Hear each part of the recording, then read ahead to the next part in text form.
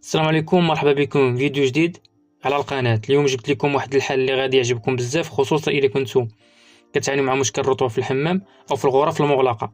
كاين واحد الجهاز زوين بزاف، مروحة تهوية ذكية وهادئة. شنو كدير وكيفاش كتخدم وشنو الفرق ما بينها وما بين المروحة العادية؟ تابع معايا الفيديو حتى الاخر ثانية. شنو كتعني ذكية؟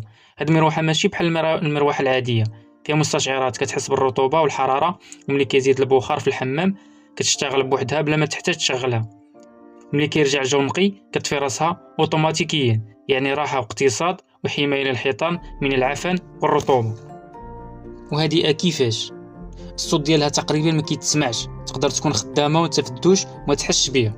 هادشي مهم بزاف خصوصا في الصباح ولا في الليل باش ما تزعج حتى شي واحد في الدار. فين نقدروا نستعملوها؟